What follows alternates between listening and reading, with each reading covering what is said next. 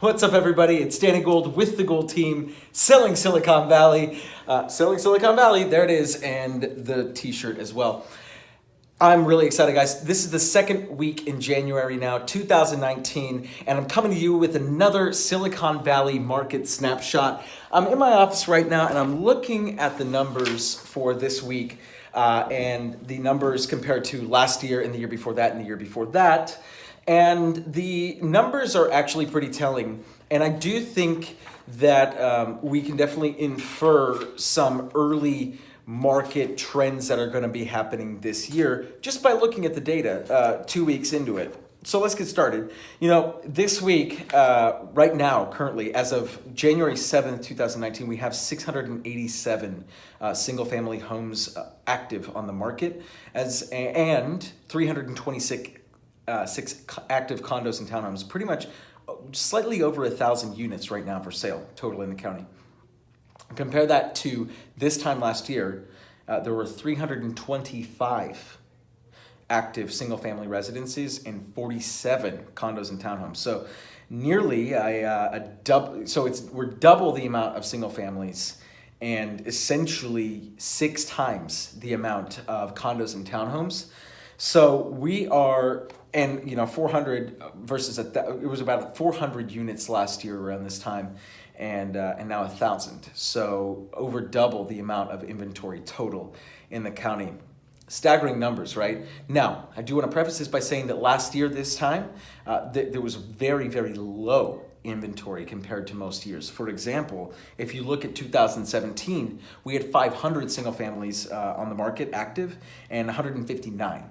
So essentially, about 150 less single family homes and about half the amount of condos and townhomes. Still, in 2017, there were about 700 or so active total units as opposed to this year's 1,000.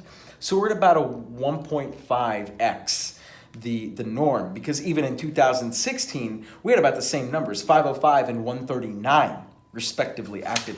Why am I talking about active inventory so much? And I think this is the message that I want to relay to everyone, right? Because the reality is that economic principle of supply and demand, right? And I've talked about it time and time again. And before, it was in the seller's side, right? We were looking at record low inventory and demand is strong, yada, yada, yada. I don't think that demand has waned significantly. I think people are definitely more cautious. They have more to choose from.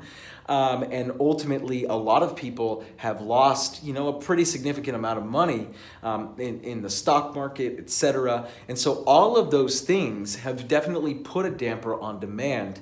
But I think the real headline here needs to be inventory levels, right? Because right now we're at about 2.5 times what we were last year, right? And maybe 1.5 times what it normally is around this time of year over the last 3 to 4 years combined. And so when you look at that, you're like, wow, what happens in the springtime, right? Like, what happens in the springtime when all of a sudden more people put their home on the market? Because traditionally, spring is a higher inventory season, right? Well, if demand, let's just play devil's advocate here and say that demand remains fairly consistent between now and July, right? But inventory increases, okay? Now, why do I say demand is going to stay relatively neutral, right? Well, think about this, right? Right now, the interest rates are actually at a 9-month low, right? The Fed has raised the rates, but banks have actually lowered their interest rates because of all of the mumbo jumbo that's gone on with the economy, yada, yada, yada, government shutdown. I'm not going to get into politics, but the reality is that right now we're in a situation where 9-month low. Do we really think that interest rates are going to stay that low for the next 6 months? The answer is no, right? The Fed is projected to raise the rates twice this year, right? And so that is going to eventually increase or impact the interest rates that are offered to buyers. And so the buyer pool may generally widen during the springtime, but their purchase power will become lower, right? And so I think what you're going to see is some sort of like neutralization of buyers in the market, because there might be more, but then at the same time they're going to afford less, and so the net result is like a wash, right? And so let's just say that demand stays fairly consistent at each price point, right? Because there might be more, but if you're following me, please, like, I know that like this might be difficult to follow, but like, just bear with me, right? So supply increases though. What happens to prices? Do they go down? I don't know. I would guess that maybe they do, right? Or if they don't, then it certainly, things take longer to sell. And what I tell my clients is that in this kind of market, right, where it's a fairly neutral, steady market, you have to price it where you want it, right? You have to price it where you want it, because the reality is that unless you tell the market what you want, you're not going to get it, right? This is not like a let's list it $200,000 lower and watch the market bid it up. It's just not that kind of market anymore, right? And so I think for anyone right now that is considering selling over the next 6 to 12 months should really take a look at Q1 this year as a viable option, right? And not only viable, but a safer option.